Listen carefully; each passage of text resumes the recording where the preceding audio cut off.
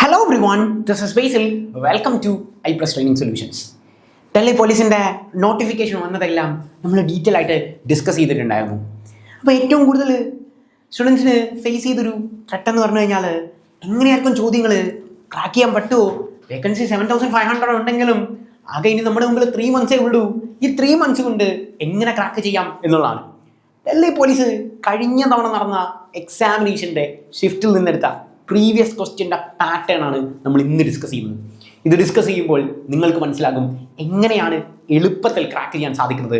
ഐപ്ലസ് നിങ്ങളുടെ കൂടെ ഉണ്ടെങ്കിൽ നിങ്ങൾക്ക് കിട്ടുന്ന അഡ്വാൻറ്റേജ് എന്തൊക്കെയാണ്, ഷോർട്ട് കട്ട്സ് വഴി എങ്ങനെ എളുപ്പത്തിൽ ആൻസേഴ്സിലേക്ക് പോകാം എന്നുള്ളതാണ് നമ്മൾ ഇന്ന് ഡിസ്കസ് ചെയ്യുന്നത്. സോ ക്വസ്റ്റ്യൻ പാറ്റേൺ മനസ്സിലാക്കി നമുക്ക് എക്സാമിനെ ഫോക്കസ് ചെയ്ത് കഴിഞ്ഞാൽ എളുപ്പത്തിൽ 3 മാസം ഒന്നും വേണ്ട, 1 മാസം കൊണ്ട് പ്രാക്ടീസ് ചെയ്ത് തന്നെ നമുക്ക് ആ എക്സാം ക്രാക്ക് ചെയ്യാൻ സാധിക്കും എന്നുള്ളതാണ് അഡ്വാൻറ്റേജ്. അപ്പോൾ നമുക്ക് നോക്കാം എങ്ങനെയാണ് ഡൽഹി പോലീസിൻ്റെ ക്വസ്റ്റ്യൻ വരുന്നത് എന്നുള്ള കാര്യം. +2 ആണ് യോഗ്യത പറഞ്ഞിട്ടുണ്ടെങ്കിലും ഒരു ക്വസ്റ്റ്യൻ പേപ്പറിൽ അല്ലെങ്കിൽ നോട്ടിഫിക്കേഷനിൽ കൃത്യമായി മെൻഷൻ ചെയ്തിട്ടുണ്ടായിരുന്നു 10ാം ക്ലാസ് യോഗ്യതയുള്ള ഒരാൾക്ക് എക്സാം അപ്ലൈ ചെയ്യാൻ സാധിക്കും, അല്ലെങ്കിൽ 10ാം ക്ലാസ് യോഗ്യതയുള്ള ഒരാൾക്ക് എക്സാം ക്രാക്ക് ചെയ്യാൻ സാധിക്കും എന്നുള്ള കാര്യം പറഞ്ഞിരുന്നു. അപ്ലൈ ചെയ്യാൻ +2 വേണം, എന്നാൽ 10ാം ക്ലാസ് യോഗ്യതയായിരിക്കും നമ്മുടെ ക്വസ്റ്റ്യൻ പേപ്പർ എന്നുള്ള കാര്യം കൃത്യമായി പറഞ്ഞിട്ടുണ്ടായിരുന്നു. ചോദ്യങ്ങളും അത്രയ്ക്ക് സിമ്പിൾ പാറ്റേൺസിലായിരിക്കും ചോദ്യങ്ങൾ വരുന്നത്. അതായത് നമുക്ക് 4 സെക്ഷനുകളായിട്ടായിരിക്കും ഡൽഹി പോലീസിന്റെ ക്വസ്റ്റ്യൻസ് ഉണ്ടായിരിക്കുന്നത്. 4 സെക്ഷൻ എന്ന് പറയുന്നത്, ആദ്യത്തെ നമ്മുടെ സെഷൻ നിങ്ങൾക്ക് ഇഷ്ടമുള്ള ഏത് സെഷൻ വേണമെങ്കിലും എഴുതാം. ആദ്യത്തെ സെഷൻ എന്ന് പറയുന്നത് 50 ചോദ്യങ്ങളും 50 മാർക്കുമായിട്ട് വരുന്ന ജനറൽ അവയർനെസ്, അതായത് GK എന്ന് പറയുന്ന അവയർനെസ് ക്വസ്റ്റ്യൻസ് ആണ്. നമ്മളുടെ ജനറൽ GK വലിയ ടഫുള്ള GK ഒന്നുമല്ല, ബേസിക് ആയിട്ടുള്ള കാര്യങ്ങളായിരിക്കും 50 ചോദ്യങ്ങളിൽ നിന്ന് 50 മാർക്കായിട്ട് വരുന്നത്. അതായത് മൊത്തം നമുക്കുള്ളത് 100 മാർക്കാണ്. മൊത്തം 100 മാർക്കിൽ നമുക്ക് 50 മാർക്ക് തന്നെ GKയിൽ നിന്ന് നേടാൻ സാധിക്കും എന്നുള്ളതാണ്. ഇനി നമ്മുടെ മുൻപിൽ 10 മാർക്ക് കമ്പ്യൂട്ടർ ആയിട്ട് ഉണ്ടാകുന്നത്. 10 മാർക്ക് കമ്പ്യൂട്ടറാണ്. കമ്പ്യൂട്ടറിന്റെ ക്വസ്റ്റ്യൻസ് ഒക്കെ നിങ്ങൾ കണ്ടു കഴിഞ്ഞാൽ കഴിഞ്ഞ തവണത്തെ ക്വസ്റ്റ്യൻസ് ഞാൻ വേണമെങ്കിൽ കാണിച്ചു തരാം. കഴിഞ്ഞ തവണ ചോദിച്ച ചോദ്യങ്ങളാണ് നമ്മളിവിടെ കാണാൻ പോകുന്നത്. കമ്പ്യൂട്ടറിന്റെ ചോദ്യ പാറ്റേൺ നിങ്ങൾക്ക് എളുപ്പത്തിൽ ഐഡന്റിഫൈ ചെയ്യാൻ പറ്റുന്ന, നിങ്ങൾക്കത് ക്രാക്ക് ചെയ്യാൻ സാധിക്കുമോ എന്നുള്ള കാര്യം നിങ്ങൾ നോക്കുക. Which device is used for input, അതായത് തന്നിരിക്കുന്നതിനകത്ത് ഇൻപുട്ട് ഡിവൈസ് ഏതാണ് എന്നുള്ളത്.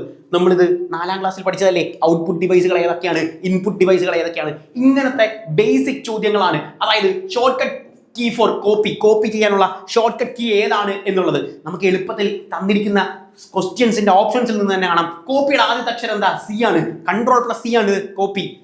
ഈ പാറ്റേണിൽ വരുന്ന 10 ചോദ്യങ്ങളായിരിക്കും നമുക്ക് കമ്പ്യൂട്ടറിൽ നിന്നുണ്ടാവുന്നത്. ഇനി നമ്മളുടെ റീസണിങ് നമുക്ക് 25 ചോദ്യങ്ങളാണ് റീസണിങ്ങിൽ നിന്നുണ്ടാകുന്നത്. 25 മാർക്ക്. അതായത് നിങ്ങൾക്ക് ജോലി കിട്ടാൻ ഏറ്റവും എളുപ്പമുള്ള മെത്തേഡ്. റീസണിങ് വളരെ സിമ്പിൾ ആയിട്ടുള്ള ക്വസ്റ്റ്യൻസ് ആയിരിക്കും. ആൽഫബറ്റിക് കോഡിംഗ്, ബ്ലഡ് റിലേഷൻഷിപ്പ്, ഇത് ചെയ്യാൻ അറിയാത്തവരെ സംബന്ധിച്ചിടത്തോളം വളരെ ടഫുള്ള ഒരു ക്വസ്റ്റ്യനും. ഇനി ഇത് ഒരു തവണ ഇതിന്റെ ട്രിക്ക് പഠിച്ചു വെച്ചാൽ, ഒരൊറ്റ തവണ പഠിച്ചു വെച്ച് കഴിഞ്ഞാൽ നിങ്ങൾക്ക് ഏത് എക്സാംസ് വന്നു കഴിഞ്ഞാലും എളുപ്പത്തിൽ ഐഡന്റിഫൈ ചെയ്യാൻ സാധിക്കുന്ന ഒന്നാണ് ഈ പറയുന്ന റീസണിങ്. അതായത് മാത്സിന്റെ വെയിറ്റേജ് വെറും 15 ക്വസ്റ്റ്യൻസ് മാത്രമേ ഉള്ളൂ. 15 മാർക്കേ മാത്സിന് വെയിറ്റേജ് ഉള്ളൂ. 25 മാർക്ക് എന്തിനാണ്? റീസണിങ്ങിനാണ് വെയിറ്റേജ്. അപ്പൊ മാത്സ് വളരെ പാടാണ് എന്ന് ചിന്തിക്കുന്ന കുട്ടികൾക്ക് ഒരു ടെൻഷനും വേണ്ട, എളുപ്പത്തിൽ ക്രാക്ക് ചെയ്യാൻ പറ്റും. അതാണ് അതിന്റെ പ്രത്യേകത എന്ന് പറയുന്നത്.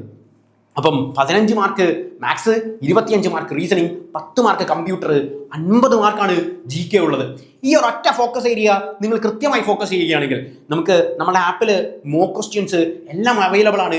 സോ നിങ്ങൾ കൃത്യമായി പ്രാക്ടീസ് ചെയ്യുകയാണെങ്കിൽ, കൃത്യമായി കോഴ്സ് എടുത്ത് പഠിക്കുകയാണെങ്കിൽ നിങ്ങൾക്ക് എളുപ്പത്തിൽ സ്കോർ ചെയ്യാൻ സാധിക്കും എന്നുള്ളതാണ് എക്സാമിന്റെ പ്രത്യേകത. നമുക്ക് ഓരോ ചോദ്യങ്ങളായിട്ട് എങ്ങനെയാണ് എന്നുള്ള കാര്യം നോക്കാം. സോ നിങ്ങൾക്ക് എളുപ്പത്തിൽ മനസ്സിലാക്കി വെക്കാൻ വേണ്ടി 50 ചോദ്യങ്ങളിൽ നിന്ന് ഏറ്റവും പ്രധാനപ്പെട്ട, നമുക്ക് ഏറ്റവും എളുപ്പത്തിൽ ഐഡന്റിഫൈ ചെയ്യാൻ പറ്റുന്ന പ്രധാനപ്പെട്ട ക്വസ്റ്റ്യൻസ്, നമുക്കൊക്കെ ഏറ്റവും ഇമ്പോർട്ടന്റ് ആയിട്ടുള്ള കാര്യം. അതായത് നിങ്ങൾ എങ്ങനെയാണ് പഠിക്കേണ്ടത്, കഴിഞ്ഞ വർഷത്തെ എക്സാമിനേഷനിലെ ക്വസ്റ്റ്യനാണ് നമ്മൾ ഡിസ്കസ് ചെയ്യുന്നത്. നിങ്ങൾ എങ്ങനെയാണ് ഇതിൽ നിന്ന് പഠിക്കേണ്ടത് എന്നുള്ളതാണ് നമ്മൾ ശ്രദ്ധിക്കുന്നത്. അല്ലാതെ ഈ ക്വസ്റ്റ്യൻ തന്നെ വരുമെന്ന് ഞാൻ നിർബന്ധം പറയുന്നില്ല. പക്ഷേ ഏത് മേഖലകളിൽ നിന്നാണ് ചോദ്യം വരുന്നത് എന്നുള്ളത് നിങ്ങൾക്ക് തിരിച്ചറിയാൻ സാധിക്കും. അതായത് ആദ്യത്തെ ചോദ്യം നോക്കുക. Who is the current home minister of India? ഇന്ത്യയുടെ ഇപ്പോഴത്തെ ഹോം അഫയേഴ്സ് മിനിസ്റ്റർ ആരാണ് എന്നുള്ളൊരു ചോദ്യമാണ് നമ്മളോട് ചോദിച്ചിരിക്കുന്നത്. ഇന്ത്യയുടെ ഇപ്പോഴത്തെ ഹോം അഫയേഴ്സ് മിനിസ്റ്റർ ആരാണ്? 4 ഓപ്ഷനുകളാണ് നമ്മുടെ മുമ്പിൽ തന്നിരിക്കുന്നത്. അമിത് ഷാ, രാജ്നാഥ് സിംഗ്, നിതിൻ ഗഡ്കരി, പീയൂഷ് ഗോയൽ. ആരാണ് ഇതിൽ ഇന്ത്യയുടെ ഇപ്പോഴത്തെ ഹോം അഫയേഴ്സ് മിനിസ്റ്റർ എന്ന് പറയുന്നത്? ഇന്ത്യയുടെ ഇപ്പോഴത്തെ ഹോം അഫയേഴ്സ് മിനിസ്റ്റർ എന്ന് പറയുന്നത് അമിത് ഷായാണ് എന്നുള്ള കാര്യം ഓർക്കുക. അമിത് ഷായാണ് ഇന്ത്യയുടെ ഇപ്പോഴത്തെ ഹോം അഫയേഴ്സ് മിനിസ്റ്റർ. ഇനി നമ്മളുടെ ബാക്കിയുള്ള ഓപ്ഷനുകൾ, അതായത് ക്യാബിനറ്റ് മിനിസ്റ്റേഴ്സിൽ നിന്ന് ഒരു ചോദ്യം ഉറപ്പായിരിക്കും. ക്യാബിനറ്റ് മിനിസ്റ്റേഴ്സ് എന്ന് പറഞ്ഞാൽ ഇന്ത്യയുടെ കേന്ദ്ര മന്ത്രിസഭയിൽ നിന്നൊരു ചോദ്യം ഉറപ്പായിരിക്കും. കേന്ദ്ര മന്ത്രിസഭയുടെ അധ്യക്ഷ പദവി അലങ്കരിക്കുന്നത് എല്ലായ്പ്പോഴും ഇന്ത്യയുടെ പ്രധാനമന്ത്രിയാണ്. ആണല്ലോ, ഇന്ത്യയുടെ പ്രധാനമന്ത്രി നരേന്ദ്ര ദാമോദർ ദാസ് മോഡിയാണ് എന്നുള്ള കാര്യം അറിയാം. ഇന്ത്യയുടെ പ്രധാനമന്ത്രി ഗുജറാത്ത് എന്ന് പറയുന്ന സംസ്ഥാനത്തിന്റെ മുൻ മുഖ്യമന്ത്രി പദവി അലങ്കരിച്ച വ്യക്തിയാണ്. അപ്പൊ നമ്മൾ പഠിക്കുന്നത്, കഴിഞ്ഞ തവണ നമ്മളോട് ചോദിച്ചത് ഹോം മിനിസ്റ്റേഴ്സ് ആരാണ് എന്നുള്ളതാണ്. ഞാൻ തന്നിരിക്കുന്ന ഓപ്ഷൻസിൽ നിന്ന് എങ്ങനെയാണ് പഠിക്കുന്നത് എന്നുള്ള പാറ്റേൺ പഠിക്കുക. അതായത് നമുക്ക് ആകെ 3 മാസമാണ്. അപ്പൊ നമ്മുടെ സ്ട്രാറ്റജി എന്ന് പറയുന്നത് മാക്സിമം മോക്ക് ക്വസ്റ്റ്യൻസ് ചെയ്യുക, അതിൽ നിന്ന് ജോലി നേടുക എന്നുള്ളതാണ്. ഇപ്പൊ ക്ലാസ്സസ് കണ്ട് പാറ്റേൺസിൽ നിന്ന് ക്വസ്റ്റ്യൻസ് ചെയ്യുന്നതിനേക്കാൾ എളുപ്പമാണ് ക്വസ്റ്റ്യൻസ് ചെയ്തതിന് ശേഷം ക്ലാസ്സുകളിലേക്ക് പോകുക. അതായത് നിങ്ങൾക്ക് ഏറ്റവും ടഫായിട്ട് ഈ പ്രീവിയസ് ക്വസ്റ്റ്യൻസ് ചെയ്യുമ്പോൾ നിങ്ങൾക്ക് ഏത് ഭാഗത്തൊക്കെയാണ് വീഴ്ച വരുന്നത് എന്നുള്ള കാര്യം നോക്കുക. ആ ഭാഗം കൃത്യമായി എടുത്ത് പഠിക്കുക. അതായത് ഇപ്പോൾ ക്യാബിനറ്റ് മിനിസ്റ്റേഴ്സിന്റെ നിങ്ങൾക്ക് ആൻസർ ചെയ്യാൻ സാധിക്കുന്നില്ല എന്ന് വിചാരിക്കുക. ഒരു മോക്ക് ചെയ്യുമ്പോൾ നിങ്ങളോട് ചോദിക്കുകയാണ് who is the defence minister of India, ഇന്ത്യയുടെ പട്ടാള മന്ത്രി ആരാണ് എന്നുള്ളത്. നിങ്ങൾക്കറിയാമോ ഇന്ത്യയുടെ പട്ടാള മന്ത്രി എങ്ങനെ നമുക്ക് ഓർത്തിരിക്കാൻ പറ്റും? എളുപ്പത്തിൽ ഓർത്തിരിക്കാനുള്ള ഒരു മെത്തേഡ് എന്താണ്? നമ്മൾ പട്ടാളത്തിൽ ചേരുന്നത് എന്തിനാണ്? രാജ്യത്തിന്റെ സുരക്ഷയ്ക്ക് വേണ്ടിയാണ് നമ്മൾ പട്ടാളത്തിൽ ചേരുന്നത്. സോ രാജ്യ സുരക്ഷ, രാജ്നാഥ് സിംഗ്, കണ്ടോ, രാജ്നാഥ് സിംഗ് ആണ് ഇന്ത്യയുടെ ഡിഫൻസ് മിനിസ്റ്റർ എന്ന് പറയുന്നത്. ഇന്ത്യയുടെ പട്ടാള മന്ത്രി എന്ന് പറയുന്നത് രാജ്നാഥ് സിംഗ് ആണ് എന്നുള്ള കാര്യം എടുക്കുക. രാജ്യത്തിന്റെ സുരക്ഷ രാജ്നാഥ് സിംഗ് എളുപ്പത്തിൽ നമുക്ക് ഓർത്തിരിക്കാൻ സാധിക്കുന്ന ഒന്നാണ്. ഈ രാജ്നാഥ് സിംഗ് ആണ് ഡിഫൻസ് മിനിസ്റ്റർ ഓഫ് ഇന്ത്യ. അപ്പൊ ഇന്ത്യയുടെ ഡിഫൻസ് മിനിസ്റ്റർ ആണ് ആര്? രാജ്നാഥ് സിംഗ് എന്ന് പറയുന്നത്. അത് നിങ്ങൾ എക്സാം എഴുതുമ്പോൾ അല്ലെങ്കിൽ നിങ്ങൾ മോക്ക് ചെയ്ത് നോക്കുമ്പോൾ, നിങ്ങൾ പ്രീവിയസ് ക്വസ്റ്റ്യൻ പേപ്പർ ചെയ്ത് നോക്കുമ്പോൾ നിങ്ങൾക്ക് ഇത് അറിയില്ല എന്ന് വിചാരിക്കുക. അപ്പൊ നിങ്ങൾ എന്ത് ചെയ്യണം? ഐപ്ലസിന്റെ യൂട്യൂബ് ചാനൽസിൽ ക്യാബിനറ്റ് മിനിസ്റ്റേഴ്സിന്റെ ലിസ്റ്റ് ഞാൻ ഷോർട്ട് കട്ട് പഠിപ്പിച്ചു തന്നൊക്കെ ലിസ്റ്റ് ഉണ്ട്. നിങ്ങൾ അതെടുത്തൊന്ന് കണ്ടു നോക്കുക. അത് കഴിഞ്ഞാൽ നിങ്ങൾക്ക് ഏത് ക്യാബിനറ്റ് മിനിസ്റ്റർ ഏത് ഉറക്കത്തിൽ ചോദിച്ചാലും നിങ്ങൾക്ക് എളുപ്പത്തിൽ ഓർത്തിരിക്കാൻ സാധിക്കും. അതായത് നിതിൻ ഗഡ്കരി, എങ്ങനെ നമുക്ക് ഓർത്തിരിക്കാം? നിതിൻ ഗഡ്കരി ഇന്ത്യയുടെ ഹൈവേ മിനിസ്റ്റർ ആണ്. ആണല്ലോ. നമ്മൾ ഹൈവേയിൽ സാധാരണഗതിയിൽ കൽക്കരി ഇട്ട് ആണ് ഹൈവേ ഉണ്ടാക്കുന്നതെന്ന് ഓർത്ത് നോക്കും. നമ്മൾ സാധാരണ ടാറാണ്. സോ കൽക്കരി ഇട്ടാണ് നമ്മൾ ഹൈവേ ഉണ്ടാക്കുന്നതെന്ന് ഓർത്താൽ നിതിൻ ഗഡ്കരി നമുക്ക് എളുപ്പത്തിൽ ഓർത്തിരിക്കാം. നമുക്ക് തന്നിരിക്കുന്ന, നിങ്ങൾ സ്പെല്ലിംഗ് ഒന്നും പഠിക്കണം, സ്പെല്ലിംഗ് ഒന്നും പഠിച്ച് നിങ്ങൾ ടൈം ഒന്നും കളയണ്ട. തന്നിരിക്കുന്ന ഓപ്ഷൻസിൽ നിന്ന് എളുപ്പത്തിൽ ഐഡന്റിഫൈ ചെയ്യാം. കാരണം യു ഹാവ് ഓപ്ഷൻസ്. നിങ്ങളുടെ എല്ലാത്തിനും ഓപ്ഷൻ ഉണ്ട്. കമ്പ്യൂട്ടർ ആയാലും മാത്സ് ആയാലും റീസണിംഗ് ആയാലും എല്ലാത്തിനും നിങ്ങൾക്ക് ഓപ്ഷൻസ് ഉണ്ട്. സോ നിതിൻ ഗഡ്കരിയാണ് ഇന്ത്യയുടെ നമ്മളുടെ ഈ പറയുന്ന റോഡ് ട്രാൻസ്പോർട്ട് മിനിസ്റ്റർ എന്ന് പറയുന്നത്. പീയൂഷ് ഗോയൽ ഇന്ത്യയുടെ കൊമേഴ്സ് മിനിസ്റ്റർ ആണ്. പീയൂഷ് ഗോയൽ എന്ന് പറയുന്നത് ഇന്ത്യയുടെ കൊമേഴ്സ് മിനിസ്റ്റർ ആണ്. So this is the pattern that you want to study. എങ്ങനെയാണ് പഠിക്കുന്നത് എന്നുള്ള കാര്യമാണ് നമ്മൾ നോക്കിയത്. നമുക്ക് വേറൊരു ക്വസ്റ്റ്യൻ കൂടി നോക്കാം. ഇവിടുത്തെ നമ്മളുടെ പാറ്റേൺ നമ്മൾ ബാക്കി GK ക്വസ്റ്റ്യൻസ് ഡിസ്കസ് ചെയ്യുന്നതിന് മുമ്പ് നമുക്ക് വേറൊരു റീസണിങ് ക്വസ്റ്റ്യൻസ് കൂടി നോക്കാം. അതെങ്ങനെ ഉണ്ടാകും എന്നുള്ള കാര്യം, അല്ലെങ്കിൽ മാത്സ് ക്വസ്റ്റ്യൻ എങ്ങനെയാണ് എളുപ്പത്തിൽ ഐഡന്റിഫൈ ചെയ്യുന്നത് എന്നുള്ള കാര്യം കൂടി നമുക്ക് നോക്കാം. മാത്സ് ഞാൻ പറഞ്ഞു 15 ചോദ്യമാണ് എന്നുള്ളത്. മാത്സ് നിങ്ങൾ കാണാപ്പാഠം പഠിക്കുകയോ ഇക്വേഷൻസ് പഠിക്കുകയോ ഒക്കെ ചെയ്യുമ്പോഴാണ് നിങ്ങൾക്ക് മാത്സ് വലിയ ബുദ്ധിമുട്ടായിട്ട് ഫീൽ ചെയ്യുന്നത്. അയ്യോ മാത്സ് എന്ന് പറയുന്ന പേടി വരുന്നത് നിങ്ങൾ ഇക്വേഷൻ ഒക്കെ പഠിച്ച് എക്സാം ഹോളിൽ ചെല്ലുമ്പോൾ ഇക്വേഷൻ മറന്നു, സ്റ്റെപ്പൊക്കെ എഴുതി ഇക്വേഷനൊക്കെ എഴുതാൻ. ഇത് 10ാം ക്ലാസ്സിലെ പരീക്ഷയല്ല. നമ്മൾ എഴുതുന്നത് ഒരു കോമ്പറ്റേറ്റീവ് എക്സാമിനേഷൻ ആണ്. തന്നിരിക്കുന്ന ഓപ്ഷൻസിൽ നിന്ന് എങ്ങനെ എളുപ്പത്തിൽ ഐഡന്റിഫൈ ചെയ്യാം, ഇത് മാത്രമാണ് നമ്മളുടെ ലക്ഷ്യം. അപ്പൊ എങ്ങനെയാണ് ഇക്വേഷൻസ് ഇല്ലാതെ എളുപ്പത്തിൽ ആൻസേഴ്സിലേക്ക് കടക്കാം എന്നുള്ള കാര്യം നമുക്ക് പഠിക്കാം. So if 35% of A number is 210, what is the number? ഇതാണ് ചോദ്യം ഇത്രയേ ഉള്ളൂ. വളരെ സിമ്പിൾ ആണ്. ഒരു നമ്പറിന്റെ, ഏതോ ഒരു നമ്പർ ആയിക്കോട്ടെ, ഏതെങ്കിലും നമ്പർ ആയിക്കോട്ടെ, ഒരു നമ്പറിന്റെ 25% എന്ന് പറയുന്നത്, ഒരു നമ്പറിന്റെ 25 അല്ല 35% എന്ന് പറയുന്നത് 210 ആണ് എന്നാണ് അവർ പറഞ്ഞിരിക്കുന്നത്. ഏതോ ഒരു നമ്പർ ഏതാണെന്ന് അറിയില്ല നമുക്ക്. എക്സ് എന്നൊക്കെ പറയാൻ നമ്മൾ സ്കൂളിൽ പഠിപ്പിക്കും. Consider this number as S. നിങ്ങളൊന്നും പഠിക്കണ്ട, അതൊന്നും വേണ്ട, നിങ്ങൾ അതൊന്നും ചെയ്യണ്ട. എക്സോ വൈയോ ഇസഡോ എന്തെങ്കിലും ആയിക്കോട്ടെ, ഏതോ ഒരു നമ്പർ, അത്രേ ഉള്ളൂ ഇതിന്റെ അർത്ഥം. ഏതോ ഒരു നമ്പർ, ആ നമ്പറിന്റെ 35% എന്ന് പറയുന്നത്, ആ നമ്പറിന്റെ 35% എന്ന് പറയുന്നത് 210 ആണ് എന്നുള്ള കാര്യമാണ് അവർ പറയുന്നത്. ആ നമ്പറിന്റെ 35% എന്ന് പറയുന്നത് 210 ആണ്. നമ്പർ ഏതാണെന്ന് നമുക്ക് ഇപ്പോഴും അറിയില്ല. നമ്പർ ഏതാണെന്നാണ് നമ്മളോട് ചോദിക്കുന്നത്. ഏത് നമ്പർ ആണ്, വാട്ട് ഈസ് ദ നമ്പർ എന്നുള്ളതാണ് നമ്മളുടെ ക്വസ്റ്റ്യൻ. എങ്ങനെ നമുക്ക് കണ്ടുപിടിക്കാം? നിങ്ങൾ ഏത് നമ്പറും ആയിക്കോട്ടെ, ഏത് നമ്പറും ആയിക്കോട്ടെ, ആ നമ്പർ എന്ന് പറഞ്ഞാൽ 100% ആയിരിക്കും. നമ്പർ എന്ന് പറഞ്ഞാൽ എല്ലായ്പ്പോഴും 100% ആയിരിക്കും. ഈ ഒരൊറ്റ ഷോർട്ട് കട്ട് വെച്ച് നിങ്ങൾക്ക് ഏത് ചോദ്യം വേണമെങ്കിലും എഴുതാൻ പറ്റും. നിങ്ങൾ ഒരു ഇക്വേഷനും പഠിക്കേണ്ട. Number is always 100%. നമ്പർ എല്ലായ്പ്പോഴും 100% ആയിരിക്കും എന്നുള്ളതാണ് പ്രത്യേകത. നമ്പർ എപ്പോഴും 100% ആയിരിക്കും. ആ നമ്പറിന്റെ 35% 210. അപ്പൊ നമ്പർ കണ്ടുപിടിക്കണം ആണല്ലോ. എനിക്ക് 100% കണ്ടുപിടിക്കണം. ഇതാണ് അതിന്റെ സിമ്പിൾ. അതായത് 35%ന്റെ ഇരട്ടി എത്ര? പിന്നെ ഒരു 35% കൂടി ഞാൻ എടുക്കാം. 35% എത്രയായി? 210. കാരണം അവർ ഓൾറെഡി പറഞ്ഞു 30% എന്ന് പറഞ്ഞാൽ 210. അപ്പൊ എനിക്ക് മൊത്തം എത്രയായി? 35 70% എനിക്ക് കിട്ടിക്കഴിഞ്ഞു. 70% എന്ന് പറഞ്ഞാൽ 210 കൂടി കൂട്ടിയാൽ പോരെ? 210 കൂടി കൂട്ടുന്നത് 0 0 1 1 2 4 420 ആണ്. ഉത്തരം കിട്ടിയോ? ഇല്ല. ഉത്തരം കിട്ടണേ 100%. 100%. ഞാൻ എന്ത് ചെയ്തെന്നറിയോ? ഈ 35% ഒന്നുകൂടി കൂട്ടി. ഇതാ വീണ്ടും ഞാൻ 35% കൂട്ടി. 35% എത്ര? 35% എത്ര എന്ന് അവർ പറഞ്ഞിട്ടുണ്ട്. 35% 210 ആണേ. 210 വീണ്ടും ഞാൻ കൂട്ടി. 3 6 630 എത്ര? 105% എന്ന് പറയുന്നത് 630 ആണ്. 105% എന്ന് പറയുന്നത് 630 ആണ്. നമുക്ക് എത്ര കണ്ടുപിടിക്കണം? 100% കണ്ടുപിടിച്ചാൽ മതി. കാരണം നമ്പർ എന്ന് പറഞ്ഞാൽ 100% ആണെന്ന് പറയും. ഏത് ക്വസ്റ്റ്യൻ ആയിക്കോട്ടെ, ഈ ക്വസ്റ്റ്യൻ മാത്രമല്ല, ഏത് ക്വസ്റ്റ്യൻ നമ്പർ കണ്ടുപിടിക്കാൻ പറഞ്ഞാൽ നിങ്ങൾ 100% കണ്ടുപിടിച്ചാൽ. അപ്പൊ 630 ആണ് എന്ത്? 105%. 100% കണ്ടുപിടിക്കാൻ പോണോ? അതൊന്നും പോണ്ട, അതിന്റെ ആവശ്യമൊന്നുമില്ല. നിങ്ങൾ നോക്കി ഞാൻ ഓപ്ഷൻസ് ഒന്ന് കാണിച്ചു തരാം. നിങ്ങൾ അതിന് ഉത്തരം പറ. 105% 630 ആണ്. ഓക്കെ, അപ്പൊ 100% 650 ആവോ? അതെങ്ങനെയാ? 105% തന്നെ 630 ഉണ്ട് ആണല്ലോ. അപ്പൊ അതിന് മേളിലല്ലേ 650 എന്ന് പറയുന്നത്. 105 മേളിൽ കയറിപ്പോ 110 അങ്ങോട്ടൊക്കെ കയറിപ്പോത്തില്ലേ? നമുക്ക് 100 അല്ലേ കണ്ടുപിടിക്കണ്ടേ? തന്നിരിക്കുന്ന ഓപ്ഷൻ പൊട്ട തെറ്റാണ്. ഈ ഓപ്ഷൻ തെറ്റാണ്. ഞാൻ എലിമിനേറ്റ് ചെയ്ത് കളഞ്ഞു. കണ്ടോ? തെറ്റാണ്. 700 തെറ്റല്ലേ? വീണ്ടും 700 തെറ്റല്ലേ? മേളിലേട്ട് കയറിപ്പോയി. 500 600 ഉണ്ട്. 105% 630 ആണെങ്കിൽ 5% കുറയുമ്പോഴേക്കും 100 കുറയൂ? ഇല്ല, ഇത്രയല്ലേ കുറയത്തുള്ളൂ. ഉത്തരം 600. This is A simple trick. ഒരു ഇക്വേഷനും പഠിക്കാതെ, ഒരു ബുദ്ധിമുട്ടുമില്ലാതെ കോൺസെപ്റ്റ് മാത്രം ഉപയോഗിച്ച് എങ്ങനെയാണ് ആൻസേഴ്സിലേക്ക് എത്തുക എന്നുള്ളതാണ് നമ്മൾ നോക്കിയത്. സോ നമ്മുടെ ക്ലാസ്സുകളിൽ നിങ്ങൾക്ക് പ്രധാനമായിട്ടും റഹാൻ സാറ് നിങ്ങൾക്ക് മാത്സിൽ കോൺസെപ്റ്റ്സും പറഞ്ഞു തരും, ഇക്വേഷൻസും പറഞ്ഞു തരും, ഷോർട്ട് കട്ടുകളും പറഞ്ഞു തരും. അതുകൊണ്ട് നിങ്ങൾ ഒന്നും കൊണ്ട് ടെൻഷൻ ആണ്ട. എല്ലാ മേഖല ചില കുട്ടികൾക്ക് ഇക്വേഷൻ വെച്ച് തന്നെ ചെയ്യണമെന്ന് നിർബന്ധമുണ്ടെങ്കിൽ റഹാൻ സാറ് ഇക്വേഷൻ അനുസരിച്ച് നിങ്ങൾക്ക് ഡിസ്കസ് ചെയ്ത് തന്നിട്ടുണ്ട്. എന്താണ് ഷോർട്ട് കട്ട് എന്നുള്ള മെത്തേഡും പഠിപ്പിച്ച് തന്നിട്ടുണ്ട്. സോ ആ മെത്തേഡ് അനുസരിച്ച് നിങ്ങൾക്ക് എളുപ്പത്തിൽ ആൻസേഴ്സ് ചെയ്യാൻ സാധിക്കും. This is the pattern. അതായത് നിങ്ങൾ ജസ്റ്റ് ഒന്ന് നിങ്ങളുടെ സമയം ഇൻവെസ്റ്റ് ചെയ്യുകയാണെങ്കിൽ നിങ്ങൾക്ക് സെൻട്രൽ ഗവൺമെന്റ് ജോലി കിട്ടും. സെൻട്രൽ ഗവൺമെന്റ് ജോലി എന്ന് പറയുന്നത് ഞാൻ പറഞ്ഞു എലമെന്റ്സ് വളരെ കൂടുതലായിരിക്കും എന്നുള്ളത്. വേണമെങ്കിൽ നമുക്ക് റീസണിങ്ങിൽ നിന്നൊരു ചോദ്യം ചെയ്യാം. നമ്മൾ മാത്സിൽ നിന്നുള്ള ചോദ്യം 15 ചോദ്യങ്ങളാണ് മാത്സിൽ നിന്നുള്ളതിൽ നമ്മൾ പറഞ്ഞത്. ഇനി നമുക്ക് റീസണിങ്ങിൽ നിന്ന് വേണമെങ്കിൽ ഒരു ചോദ്യം ചെയ്യാം. റീസണിങ്ങിൽ നിന്നുള്ള ചോദ്യങ്ങളാണ്. ഇങ്ങനെയായിരിക്കും റീസണിങ്ങിൽ നിന്നുള്ള ചോദ്യം വരുന്നത്. Find the missing number 3, 8, 5, 15, 24, 35. Then if the table is coded, ഒരു coding, alphabetic codings, odd one out, ഇങ്ങനെയുള്ള വളരെ സിമ്പിൾ ക്വസ്റ്റ്യൻസ്. ബ്ലഡ് റിലേഷൻഷിപ്പ് ഒന്നും ഇല്ലാതെ ഡൽഹി പോലീസ് ക്വസ്റ്റ്യൻ പേപ്പർ ഇറക്കത്തില്ല. സ്റ്റാഫ് സെലക്ഷൻ കമ്മീഷന്റെ ഏറ്റവും പ്രധാനപ്പെട്ടത് ജസ്റ്റ് നിങ്ങളുടെ ഒറ്റ കോൺസെപ്റ്റ് കണ്ടു കഴിഞ്ഞാൽ. ശ്രീജിത്ത് സാറാണ് നിങ്ങൾക്ക് റീസണിങ് എടുത്ത് തരുന്നത്. ശ്രീജിത്ത് സാറ് വളരെ സിമ്പിളായിട്ട് 2 പടം വരച്ച് സാധനം സെറ്റ് ചെയ്ത് തരും. ഇതാണ് ബ്ലഡ് റിലേഷൻഷിപ്പിന്റെ പാറ്റേൺ. എങ്ങനെയാണ് എന്നുള്ള കാര്യം ഞാൻ കാണിച്ചു തരാം.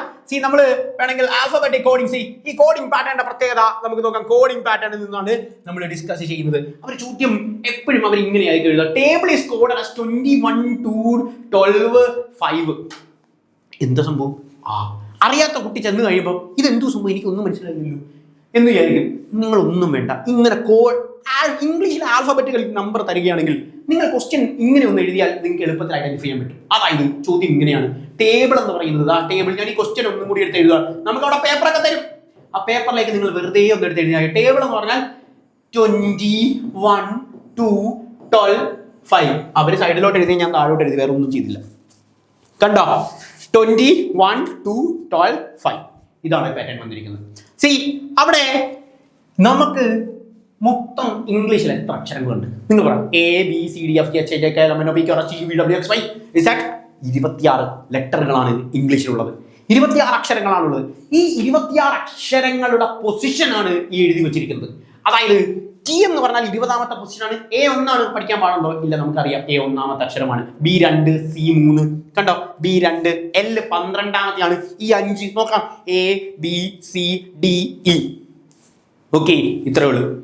ഇതിനെക്കുറിച്ച് അറിയാത്ത ആളുകൾ എക്സാം ഹോളിൽ ചെന്നിട്ട് ABCDEFG 10 അക്ഷരം കഴിഞ്ഞാൽ പിന്നെ കാലിലെ അക്ഷരങ്ങളൊക്കെ എണ്ണി സമയം കളയും. നിങ്ങളൊരു സമയവും കളയണ്ട.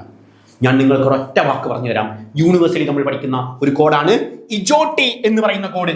ഇജോട്ടി എന്ന ഒറ്റ കോഡ് വെച്ച് നമുക്ക് സുഖമായിട്ട് ഓർത്തിരിക്കാൻ സാധിക്കും. ഇജോട്ടി.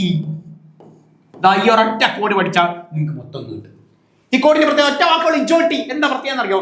5, 10, 15, 20, 25. 5 കൂടി പോകുക. 5, 10, 15, 20, 25 5 കൂടി കൂടി പോകുന്ന പാറ്റേൺ ആണ് എന്ത് ഇജോട്ടി എന്ന് പറയുന്ന ഈ ഒരൊറ്റ വേർഡിൽ നിന്ന് നമുക്ക് എളുപ്പത്തിൽ ഐഡന്റിഫൈ ചെയ്യാൻ സാധിക്കും. അതായത് നിങ്ങളോട് ഒരാൾ ചോദിക്കുകയാണ് എഫ് എത്രയാണ് എന്നുള്ളത്. എഫ് എത്രയാണ് നിങ്ങൾ വേണോ ABCD വേണ്ട, ഇ എന്ന് പറഞ്ഞാൽ 5 ആണ്, എഫ് എത്ര 6, ABCDF കണ്ട 6. ഇനി നിങ്ങളോട് ചോദിക്കുകയാണ് എസ് എത്രയാണ് എന്ന് ചോദിക്കുകയാണ്. എസ് ടി നമുക്കറിയാം, ഇജോട്ടിയുടെ ടി 20 ആണ് എന്ന് നമുക്കറിയാം. അപ്പൊ PQRST അല്ലേ 19 കണ്ടോ 19 ആണ്. ഇനി വി എത്ര?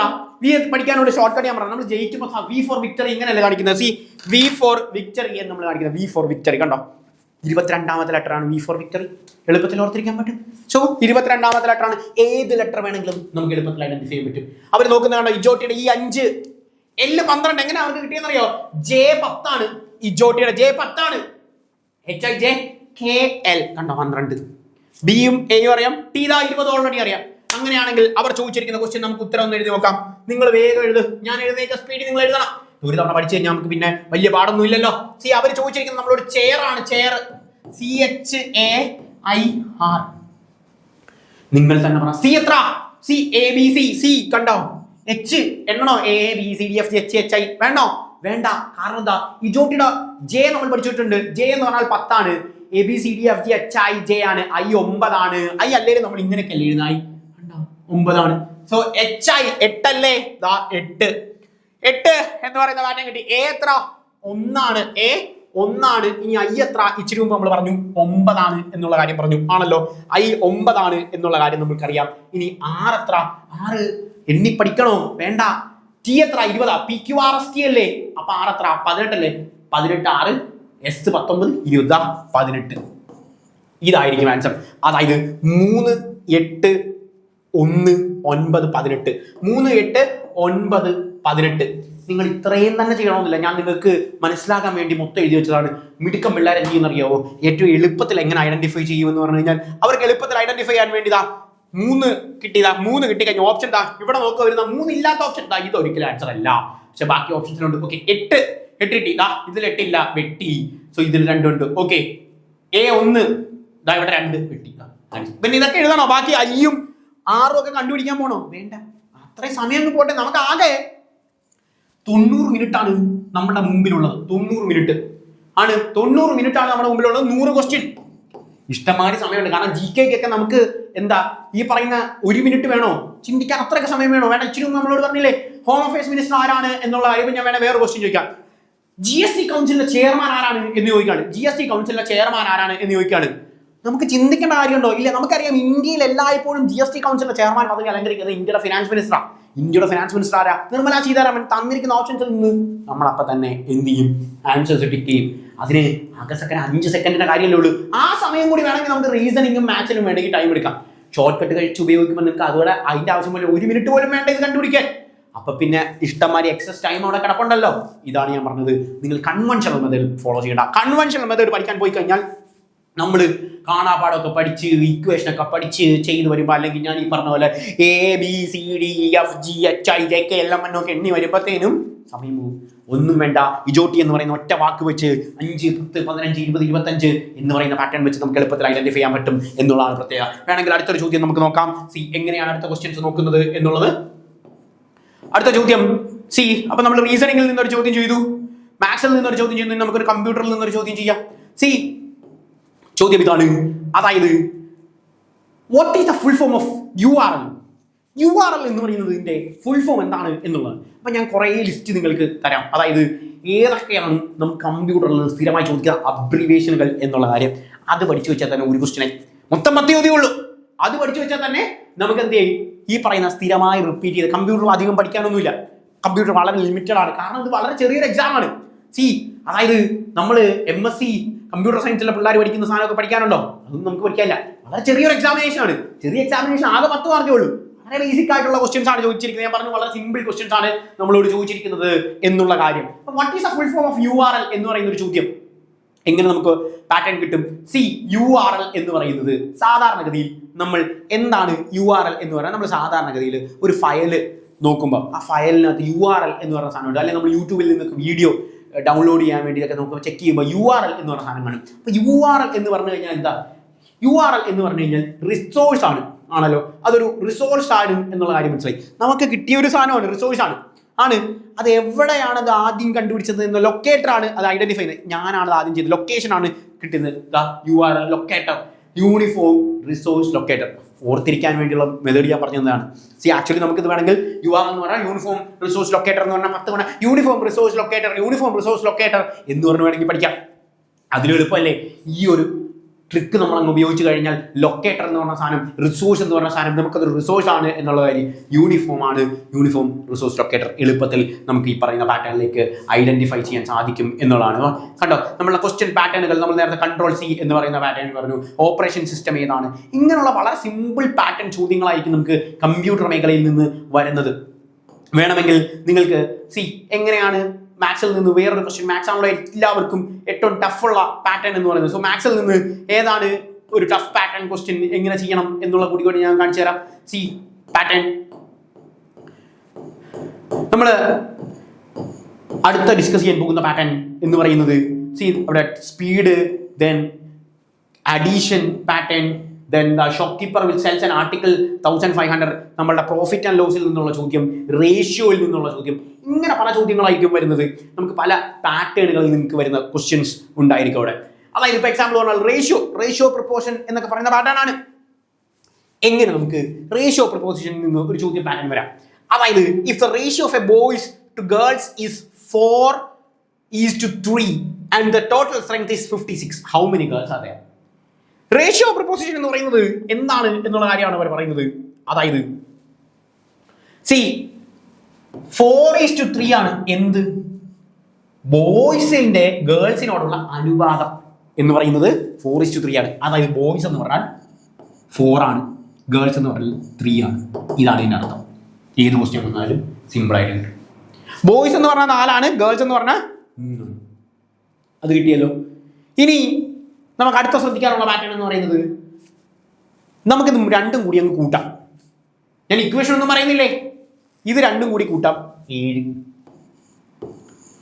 5:2 ആയിരുന്നെങ്കിലോ അപ്പോഴും 7. 5:3 ആയിരുന്നെങ്കിലോ ഇവിടെ 5 ആയിരുന്നെങ്കിലോ അപ്പൊ 8 ആയിരുന്നു. കണ്ടോ, ഇങ്ങനെയാണ്. 6:3 ആണെങ്കിലോ 9. ഇങ്ങനെയുള്ള പാറ്റേൺ. നിങ്ങൾ 4:3 എന്ന് പറഞ്ഞാൽ അതങ്ങ് കൂട്ടുക, 7 കിട്ടിയല്ലോ. ഓക്കെ, മൊത്തം എത്ര പിള്ളേരുണ്ടെന്ന് പറഞ്ഞു. ക്ലാസ്സിൽ മൊത്തം 56 പിള്ളേരുണ്ട്. അതിൽ 4, 3 എന്ന് പറയുന്ന അനുപാതത്തിലാണ് എന്ത് ഈ പറയുന്ന പാറ്റേൺ. മൊത്തം എത്ര പിള്ളേരുണ്ട്? 56 കുട്ടികളുണ്ട്. നമ്മൾ എന്ത് ചെയ്യുന്നറിയോ, 56നെ 7 കൊണ്ട് ഹരിക്കും. 56നെ 7 കൊണ്ട് ഹരിക്കും. ഹരിക്കേണ്ട കാര്യമൊക്കെ ഉണ്ടോ? നമ്മൾ മൾട്ടിപ്ലിക്കേഷൻ ടേബിൾ പഠിച്ചിട്ടുണ്ട്. 8 × 7 എന്ന് പറഞ്ഞാൽ 56 ആണ്. അതായത് 56നെ 7 കൊണ്ട് ഹരിക്കുക എന്ന് പറഞ്ഞാൽ ഉത്തരം 8 ആണ്. ഇതാണ് അതിൻ്റെ അർത്ഥം. ആണല്ലോ, 8 ആണ്. ഇനി നമ്മളോട് എന്ത് കണ്ടുപിടിക്കാനാണ് പറഞ്ഞിരിക്കുന്നത്? ഗേൾസിന്റെ എണ്ണമാണ് കണ്ടുപിടിക്കാൻ പറഞ്ഞത്. ഈ 8 എവിടെ നിന്ന് കിട്ടിയെന്ന് മനസ്സിലായി. 56നെ 7 കൊണ്ട് ഹരിച്ചപ്പോൾ ഗേൾസിന്റെ എണ്ണമാണ് കണ്ടുപിടിക്കാൻ പറഞ്ഞത്. ഗേൾസ് എത്രയാണ് നമ്മൾ എഴുതി വെച്ചിട്ടുണ്ട്? 3 ആണ്. 8 × 3 8, 16, 24. നമ്മൾ മൾട്ടിപ്ലിക്കേഷൻ ടേബിളിൽ നിന്ന് 24. ഇതാണ് ആൻസർ. കണ്ടോ, ഇത്രയേ ഉള്ളൂ. ഇനി ആൺകുട്ടികളുടെ എണ്ണം കണ്ടുപിടിക്കാൻ പറഞ്ഞാലോ, നിങ്ങൾ തന്നെ ചെയ്യും. ആൺകുട്ടികളുടെ എണ്ണം നിങ്ങളൊന്ന് കണ്ടുപിടിക്കും. ആൺകുട്ടികളുടെ എണ്ണം എങ്ങനെ നമ്മൾ കണ്ടുപിടിക്കും? How many girls are there എന്നായിരുന്നു അവരുടെ ചോദ്യം വന്നിരിക്കുന്നത്. ചോദ്യം ഇങ്ങനെയാണ് വരുന്നത് എന്ന് വിചാരിക്കുക. അതായത് how many boys are there. 4:3 അല്ലേ, അപ്പൊ 8 × 4. 8 × 4 എത്ര? 8 × 4 32. 32 ആയിരിക്കും ബോയ്സിന്റെ എണ്ണം എന്ന് പറയുന്നത്.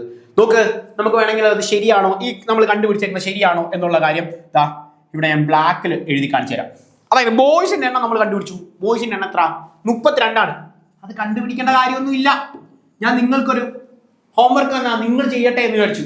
നമ്മളോട് അവർ സൂചിച്ചിരിക്കുന്നത് ഗേൾസിന്റെ എണ്ണം. ഗേൾസ് 3 എന്ന് പറയുന്ന റേഷ്യോയിലാണ് പഠിച്ചു നമ്മൾ. 8 × 3 24 ആണല്ലോ. ഗേൾസിന്റെ നമ്പറും കിട്ടി, ബോയ്സിന്റെ നമ്പറും കിട്ടി. നമുക്ക് നിന്ന് കൂട്ടി നോക്കാം. ഗേൾസിന്റെയും ബോയ്സിന്റെയും നമ്പർ കൂട്ടി നോക്കുമ്പോൾ ടോട്ടൽ നമ്പർ ഓഫ് സ്റ്റുഡൻസിന്റെ നമ്പർ കിട്ടേണ്ടതാണ്. 2 × 4 6, 3 × 2 5, 56. കണ്ടോ, 56. നമ്മൾ ചെയ്ത പാറ്റേൺ ശരിയാണെന്നുള്ള കൺഫേം ചെയ്തില്ലേ? നിങ്ങൾ കൺഫേം ചെയ്യേണ്ട, എന്തായാലും കറക്റ്റ് ആയിരിക്കും. അതൊരിക്കലും തെറ്റില്ല എന്നുള്ളതാണ് പ്രത്യേകത.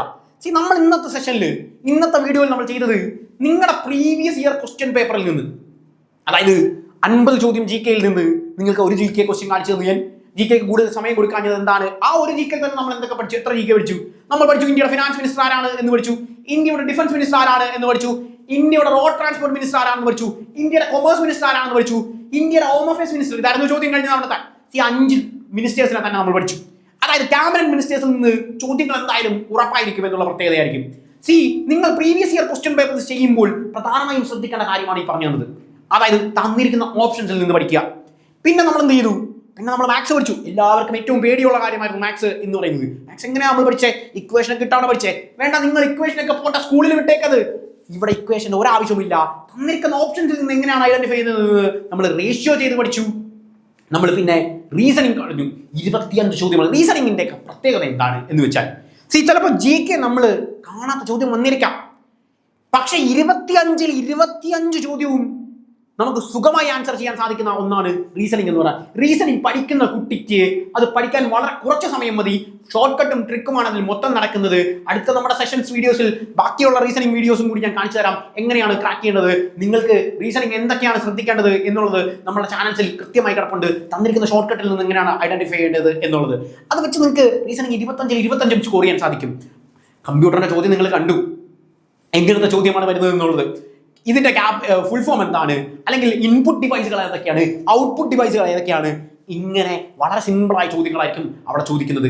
അപ്പൊ 50 ചോദ്യങ്ങൾ നമുക്ക് ജി കെ ഉണ്ട്, 25 ചോദ്യങ്ങൾ റീസണിംഗ് ഉണ്ട്, 10 ചോദ്യങ്ങൾ കമ്പ്യൂട്ടർ ഉണ്ട്. ആൻഡ് നമ്മളുടെ ഈ പറയുന്ന മാത്സ് എല്ലാവർക്കും വലിയ പേടിയായ നമുക്കിനി പേടിയുണ്ടോ? ഇല്ല. കാരണം ഷോർട്ട് കട്ട് ട്രിക്ക് ഒക്കെ ഉപയോഗിച്ച് കഴിഞ്ഞാൽ 15ൽ 15 കിട്ടില്ലേ? ഇനി അത്രയും വേണ്ട, ഒരു 13 കിട്ടില്ലേ? പോട്ടെ, വേണ്ട 11 കിട്ടില്ലേ? എന്നാലും ജോലിയുണ്ട്. അതായത് 3 മാസം കൃത്യമായി പഠിക്കുകയാണെങ്കിൽ, നമ്മൾ പറയുന്ന ടൈം ടേബിൾ പ്രകാരം നിങ്ങൾ കൃത്യമായി ഫോളോ ചെയ്യുകയാണെങ്കിൽ, നിങ്ങൾക്ക് എളുപ്പത്തിൽ ഈ ജാനുവരി ആദ്യം നടക്കാൻ പോകുന്ന എക്സാമിനേഷൻ ക്രാക്ക് ചെയ്ത് സെൻട്രൽ ഗവൺമെന്റ് ജോലിയിലേക്ക് എത്താൻ സാധിക്കും. സെൻട്രൽ ഗവൺമെന്റ് ജോലിയുടെ കരിഷ്മ എന്താണ് എന്ന് ഒരിക്കൽ കൂടി ഞാൻ ആവർത്തിക്കാം. അതായത് ഡിയർനെസ് അലവൻസ് വളരെ കൂടുതലാണ്. when we compare to state level examination, dearness allowance വളരെ കൂടുതലും പെട്ടെന്ന് നമുക്ക് ജോയിൻ ചെയ്യാൻ സാധിക്കും എന്നുള്ളതാണ് അഡ്വാൻറ്റേജ്. സോ ഈ വർഷം, അതായത് ഇത് എന്റെ വർഷമാണ് എന്ന് ചിന്തിച്ച് നിങ്ങൾ പഠിക്കുക. That's all. Thank you. By.